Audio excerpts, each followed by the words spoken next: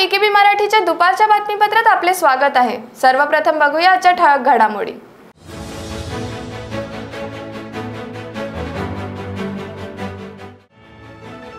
राष्ट्रीय स्वयंसेवक संघाची 2 दिवसीय राष्ट्रीय समन्वय बैठक सुरू। वर्षभरातील कामगिरीचा आढावा घेणार।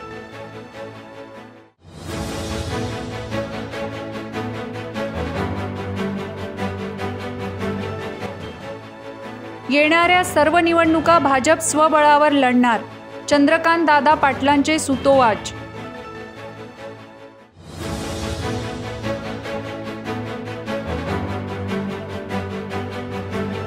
आणि नॅशनल डेमोक्रेटिक काँग्रेसतर्फे 5 सप्टेंबरला संकल्प दिन व निधी प्रदान संमेलनाचं आयोजन।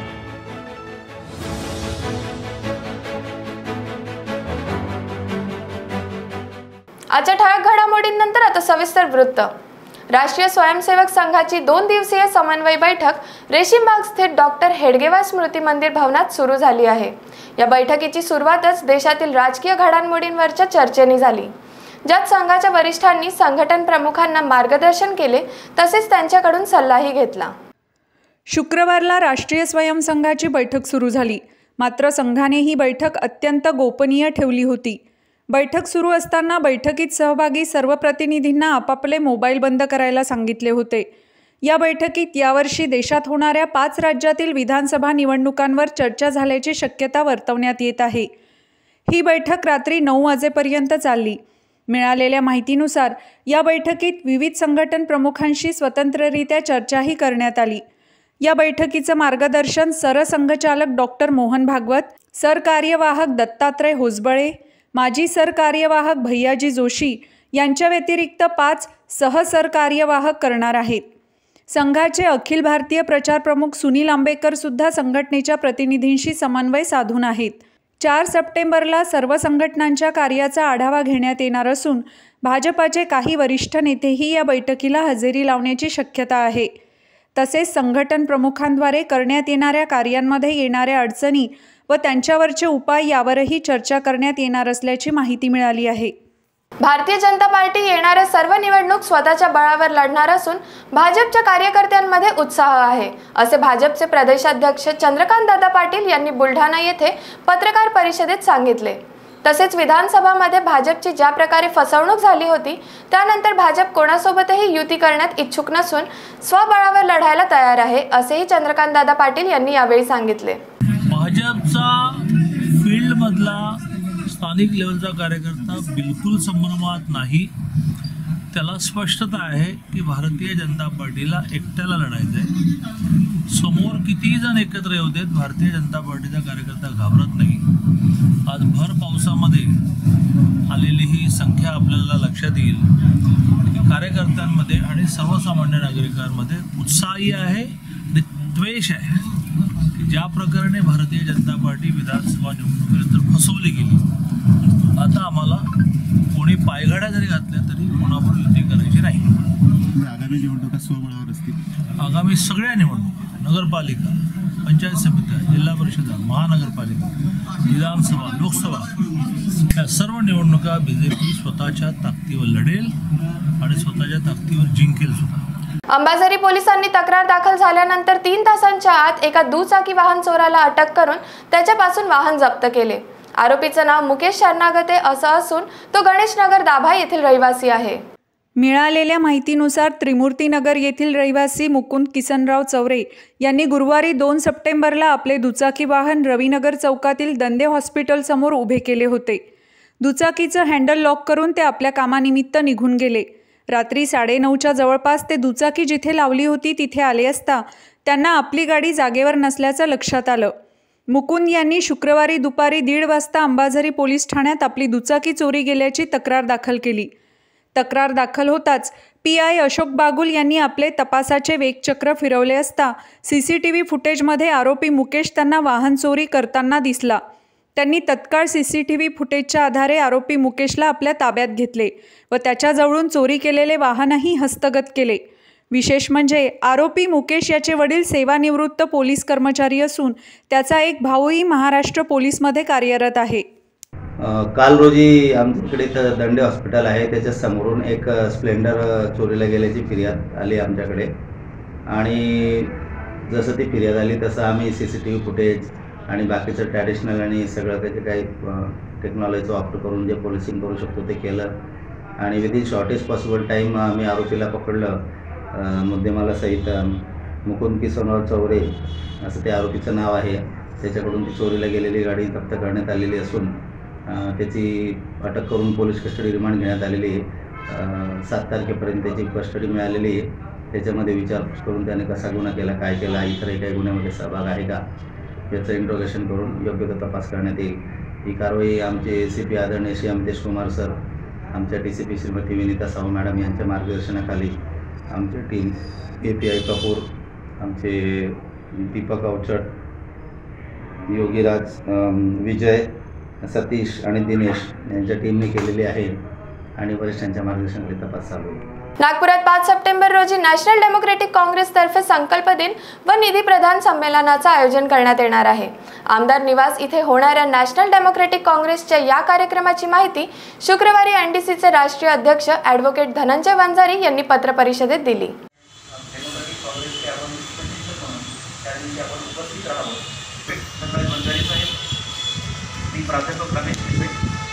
संजय घडावळी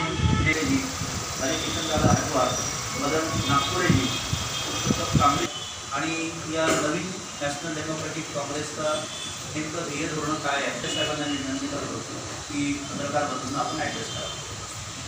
सर्व पत्रकार बंधूंना सस्नेह प्रणाम.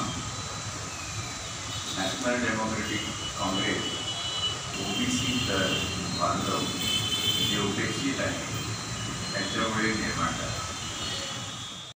आज का ये जो प्रोग्राम किया प्रेस कॉन्फ्रेंस की, इस प्रेस कॉन्फ्रेंस का मकसद है परसों 5 सितंबर को मेरा जन्मदिन होने के कारण मेरे सारे सहकारियों के सहमति से एक संकल्प दिवस मनाने की हमने साजिश की है और उसके तहत यहाँ पर MLA हॉस्टल के कैंटीन हॉल में सुबह 11 बजे उस प्रोग्राम को अंजाम दिया जाएगा.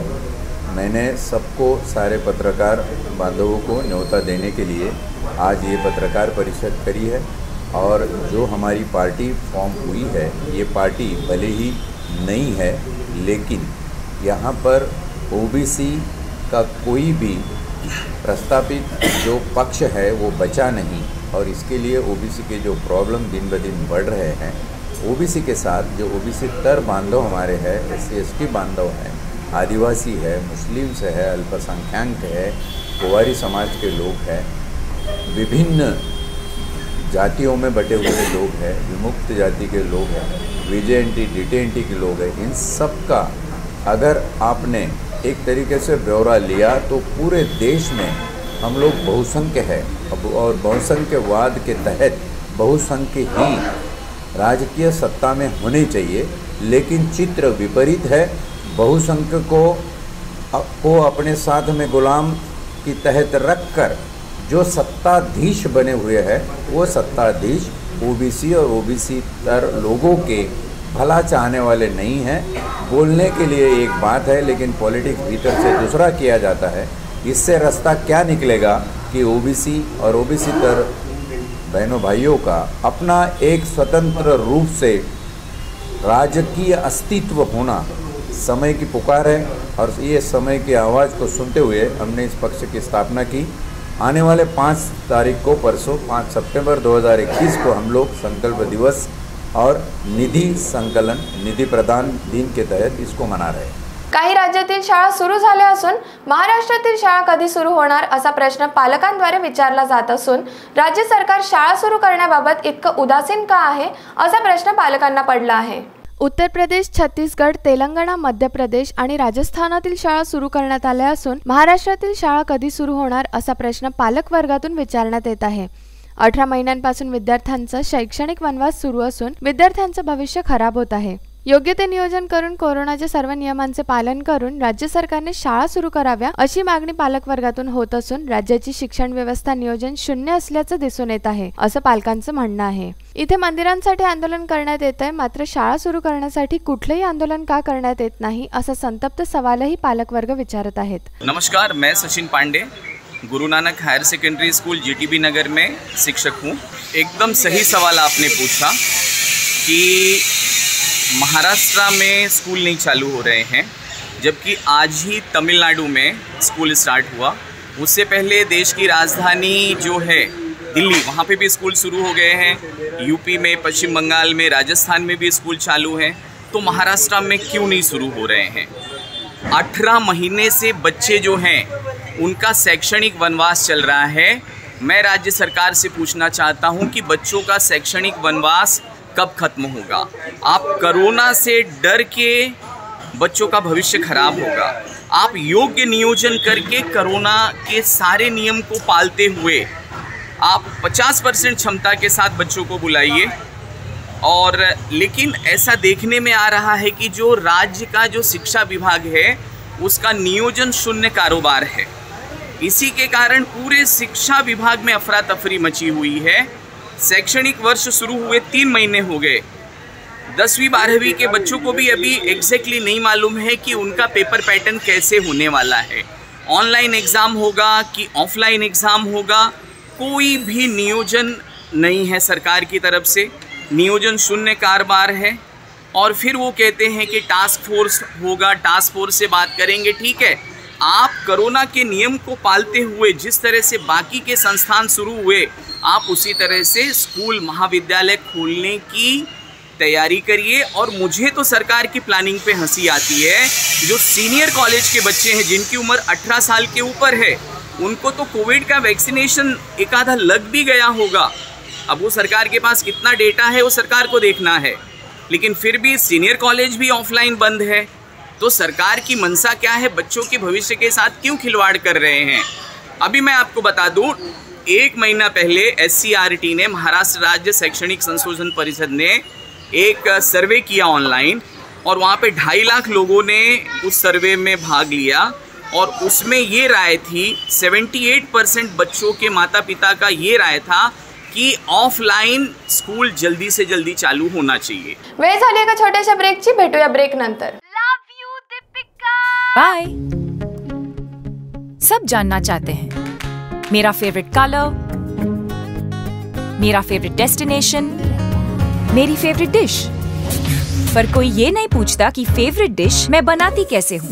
अरे यार, जिसे टेस्टी खाना पसंद है वो अच्छे टेस्ट तक पहुँच ही जाता है। सुरुचि मसाले, खाने में हो रुचि तो घर लाइए सुरुचि। अपने सपनों की उड़ान भरने की इच्छा तो हर किसी की होती है, पर पंख भी तो मजबूत होने चाहिए, जो देता है flywheel aviation academy. Flywheel aviation academy एक ऐसा इंस्टीट्यूट है जहां पर एयरलाइंस एंड एयरपोर्ट हॉस्पिटैलिटी और टूरिज्म मैनेजमेंट, साथ ही यहां campus interview, guidance by industry expert, practical training at airport, expert faculty, personal grooming जैसे कई सारे बेनिफिट्स आप पा सकते हैं। Flywheel aviation academy, 1 degree, 3 job opportunities. Flywheel Aviation Academy gives you a degree or diploma with a job. Flywheel Aviation Academy, 365 Gandhinagar, LAD College Square, beside Karnataka bank Nagpur. Break नंतर आपले स्वागत आहे। एकीकडे ओबीसीच्या राजकीय आरक्षणावर सर्वपक्षीय नेत्यांची बैठक आयोजित करण्यात आली होती, तर दुसरीकडे ओबीसीच्या राजकीय आरक्षणासाठी भाजप आक्रमक झाली आहे। शुक्रवारी संविधान चौकात भाजप नेते चंद्रशेखर बावनकुळे यांच्या नेतृत्वात राज्य शासनाविरुद्ध निदर्शने व घोषणाबाजी करण्यात आली। महाविकास आघाडी ओबीसीची फसवणूक करत असून वेळ काढूपणा करत आहे असा आरोप यावेळी चंद्रशेखर बावनकुळे यांनी केला। महाराष्ट्राच्या महाविकास आघाडी सरकारने ओबीसीचं राजकीय आरक्षण हिरावलं आहे। माननीय माजी मुख्यमंत्री देवेंद्र फडणवीसजी यांच्या सरकारमध्ये 31 जुलै 2019ला विशेष अध्यादेश काढून, वटहुकूम काढून 1994 प्रमाणे 27% आरक्षण कायम केलं होतं। या सरकारने वटहुकूम रद्द केला आणि 4 मार्च 2021ला सुप्रीम कोर्टाचा निकाल आला, पण अजूनपर्यंत सुप्रीम कोर्टाच्या निकालाप्रमाणे कोणतीही कारवाई सरकारने केली नाही। सुप्रीम कोर्टाच्या निकालामध्ये स्पष्ट म्हटलं आहे की राज्य सरकारने डेटा तयार करावा, राज्य सरकारने आरक्षण द्यावं, कारण हे राज्य सरकारने राज्य निवडणूक आयोगामार्फत दिलेलं आरक्षण आहे. त्यामुळं सरकार हे लपवाछपवी करताय, फुटबॉल करताय. एकीकडे केंद्र सरकारने स्पष्ट या सरकारला सांगितलं की जो डेटा आहे 2011चा तो चुकलेला आहे, तो डेटा वापरू नका, नवीन डेटा तयार करा. 3 महिन्यामध्ये डेटा तयार होऊ शकतो. आमची आज मागणी आहे की सुप्रीम कोर्टाच्या निकालाप्रमाणे तातडीनं 3 महिन्यात डेटा तयार करून डिसेंबरच्या आतमध्ये ओबीसी आरक्षणाचा निर्णय करा. अन्यथा ओबीसी जनता या राज्याच्या मंत्र्यांना गावात फिरू देणार नाही. यापूर्वीच आम्ही सांगितलं आहे आणि आता संपूर्ण महाराष्ट्रभर ओबीसी आरक्षणाचे मोर्चे सुरू झाले आहे. भाजपने आज नागपूरमध्ये आंदोलन केलं आहे, संपूर्ण महाराष्ट्रात आंदोलन होणार आहे. आणि हे सरकार, या सरकारमध्ये काही झारीचे शुक्राचार्य आहे. कारण मी झारीचे शुक्राचार्य एवढ्याकरता म्हणतो आहे की 28 जुलैला ओबीसी आयोगाने प्रस्ताव पाठवला आहे की आम्हाला पैसे द्या आणि मनुष्यबळ द्या, आम्ही डेटा तयार करतो. पण 28 जुलैपासून अजूनही आजपर्यंत या फाईलवर काहीच झालं नाही. याचा अर्थ इतका महत्त्वाचा प्रश्न असूनही माननीय मुख्यमंत्री सिरियस नाही, सरकार सिरियस नाही. आणि त्यामुळं मला वाटतं या सरकारला ओबीसी आरक्षण द्यायचं नाही आहे. केवळ बैठका घेत आहे. 1000 बैठका घ्या, पण ओबीसी आरक्षण दिलं नाही तर तुम्हाला आम्ही सोडणार नाही. तस्करीसाठी अनोखी शक्कल लढवत किटकॅट कंपनीच्या चॉकलेटच्या रॅपरमध्ये गांजाचे पाकिट तयार करून गांजा तस्करी करण्याच्या प्रयत्नात असणाऱ्या गुजरात राज्यात राहणाऱ्या एका आरोपीला बुलढाणा शहर पोलिसांनी अटक केली. पोलिसांनी आरोपीजवळून 2,75,400 रुपयांचा 40 किलो गांजा जप्त केला आहे. बुलढाणा शहर पोलीस ठाण्याचे पोलीस उपनिरीक्षक अमित जाधव यांना रात्रीच्या वेळी चिखली रोडवरील सहकार विद्या मंदिर समोरील प्रवासी निवाऱ्यात एक व्यक्ती बॅग घेऊन संशयास्पद रीतीने उभा दिसला. जाधव यांनी त्याची झाडझडती घेतली असता सदर इसमाने बॅग तिथेच ठेवून घटनास्थळावरून पळ काढला. पोलीस उपनिरीक्षक जाधव यांनी तत्काळ ठाणेदार प्रदीप साळुंखे यांना याबाबत माहिती दिली असता साळुंखे आपल्या पथकासह घटनास्थळी पोहोचले. त्यांनी बॅगची पाहणी केली असता त्यामध्ये किटकॅट चॉकलेटच्या रॅपरमध्ये प्रति 2 किलोचं एक पाकिट असे एकूण 20 पाकिटे आढळून आले. या गांजाची किंमत अंदाजे 2,75,400 रुपये असून पोलिसांनी गांजा आपल्या ताब्यात घेतला व आरोपीच्या शोधात तपासाची चक्रे वेगाने फिरवत आरोपी बारकू पटेलला गुजरातमधून अटक केली. या प्रकरणी पोलिसांचा पुढील तपास सुरू आहे. काल रात्री 9:30 वाजताच्या सुमारास आमचे पोलीस उपनिरीक्षक अमित जाधव यांना गुप्त माहिती मिळाली की सहकार विद्या मंदिराच्या समोर जो छोटा बसस्टॉप आहे त्या बसस्टॉपमध्ये एक संशयित इसम 3 बॅगांसह त्या ठिकाणी थांबलेला आहे. अशी माहिती मिळाल्यानंतर आम्ही आमचा एक कर्मचारी त्याच्या पाळतवर लक्ष ठेवण्यासाठी त्या ठिकाणी पाठवला आणि सदरची माहिती आम्ही आमचे वरिष्ठ माननीय पोलीस अधीक्षक चावले सर, बनसोडे सर आणि DYSP बरकते सर यांना दिली. आणि कारवाईसाठी जे जे आवश्यक टीम आहे, पंच, तहसीलदार साहेब आणि इतर कॅमेरामन आणि वजन काटाधारक असे सर्वांना बोलून आम्ही सर्व पथकासह त्या ठिकाणी गेलो. त्या ठिकाणी सदरचा इसम त्या स्थितीमध्ये जशी माहिती मिळाली त्याप्रमाणे दिसून आला आणि त्याच्यावर आम्ही छापा टाकून त्याला ताब्यात घेतलं. त्याचं नावगाव विचारता त्यांनी आपलं नाव बारकू शंकर पटेल, वय 42 वर्ष, राहणार बिल्लीमोरा, तालुका चिखली, जिल्हा वलसाड, गुजरात असं सांगितलं. आणि त्यानंतर त्या पंचांच्या समोरच आम्ही त्या बॅग उघडून खात्री केली असता त्या बॅगमध्ये एकूण 20 पाकिटं म्हणजे एक पाकिट 2 किलोचं असा 40 किलो गांजा त्या ठिकाणी मिळून आला. आणि आम्ही तो पंचांसमक्ष रितसर कारवाई करून तो जप्त केलेला आहे. आणि तशी फिर्याद पोलीस स्टेशनला दाखल करून आम्ही तो तपास पुढे सुरू केलेला आहे. तपासामध्ये त्याच्या सांगण्यावरून जे जे निष्पन्न होईल त्या तपासात आम्ही एकूण 2,75,400 रुपयाचा तो माल झालेला आहे. काळ्या लिस्टमध्ये टाकलेल्या कंपनीतर्फे पोलीस भरतीची परीक्षा न घेता पोलीस खात्यातर्फेच ही परीक्षा घेण्यात यावी यासाठी बहुजन समाज पक्षाने अमरावतीच्या जिल्हाधिकाऱ्यांना निवेदन दिले. येत्या 20 तारखेला राज्यात पोलीस भरतीची परीक्षा होऊ घातली आहे. मात्र ज्या कंपनीतर्फे ही परीक्षा होणार आहे ती कंपनी काळ्या यादीतली आहे. त्यामुळे ही भरती प्रक्रिया पोलीस खात्यातर्फे व्हावी अशी मागणी बहुजन समाज पक्षाने केली असून त्याबाबत त्यांनी अमरावतीच्या जिल्हाधिकाऱ्यांना गुरुवारी निवेदन दिलं. ज्या कंपनीला हे काम दिले आहे त्या कंपनीवर उत्तर प्रदेश, दिल्ली व अहमदाबादमध्ये गुन्हे दाखल असून केंद्र सरकारने काळ्या यादीत टाकलेल्या कंपनीला हे काम न देता सरळ पोलीस खात्यामार्फत ही परीक्षा घेण्यात यावी अशी मागणी करण्यात आली। समाज पार्टीच्या माध्यमातून आम्ही आज माननीय मुख्यमंत्री साहेब महाराष्ट्र राज्याचे यांना निवेदन जिल्हाधिकारी यांच्या हस्ते पाठवत आहे।